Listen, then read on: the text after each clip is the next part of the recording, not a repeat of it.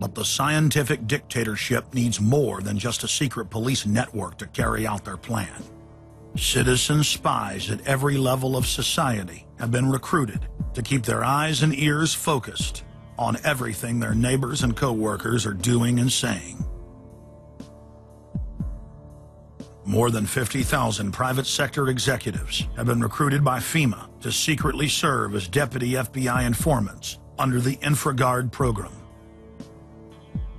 Now there are more than 75,000 preachers serving FEMA in the clergy response teams.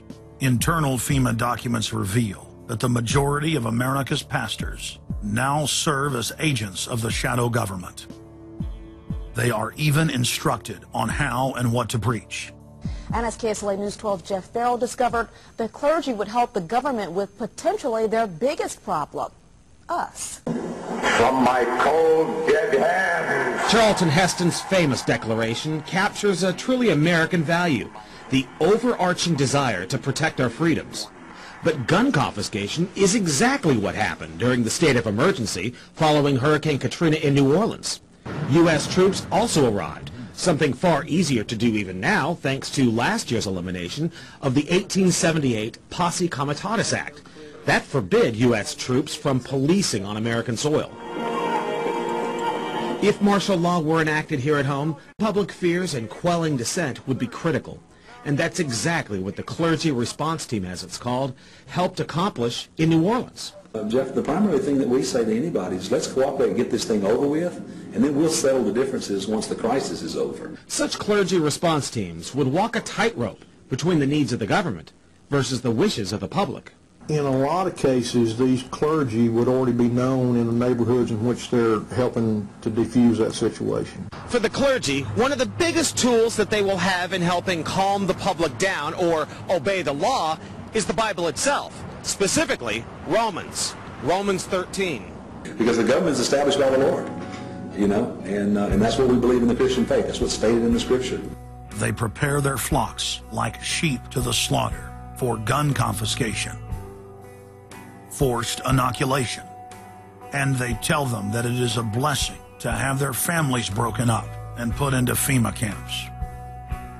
Irland, Frankreich, Portugal, Spanien, die Schweiz, Liechtenstein, Luxembourg, Polen, Ungarn, Romania. Adolf Hitler bragged that his most powerful domestic tool, used by the Nazis to control the people, was the servile clergy.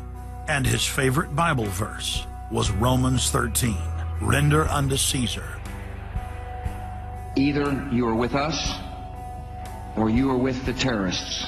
The scam was launched as a simple bait and switch. The government recruited the public by telling them that they were needed in the fight against Al-Qaeda. But from day one, over 90% of their training and operations focus on demonizing, surveilling, and harassing anyone who stands against their takeover. The Department of Homeland Security calling on firefighters to take on a new role in the war on terror.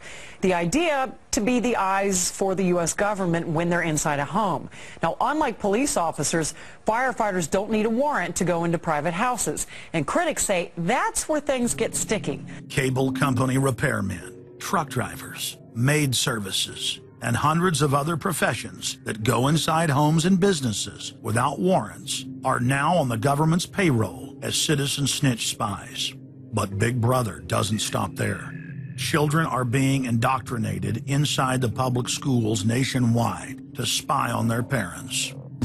You can give information without having to give your name. You guys can get paid for good tips up to $200.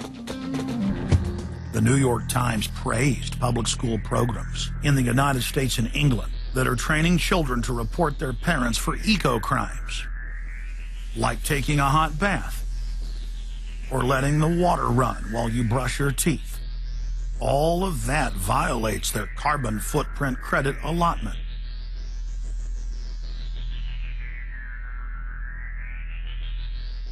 Check it out, check it out. And that's where we come in. We're the carbon cops and we're on the lookout for energy wasters. Our job is to get all Australian households to cut their carbon emissions. So Carbon Cops is a program that looked at energy use in a domestic sense. We went into people's houses and got them to reduce their energy use by 50%. Sadly, the Boy Scouts of America have now contracted with the Department of Homeland Security and are now training more than 20,000 Boy Scouts in anti-terror urban warfare mount training. The federal grants are very specific. The Scouts are trained to carry out seek and destroy missions against disgruntled veterans of the U.S. Armed Forces.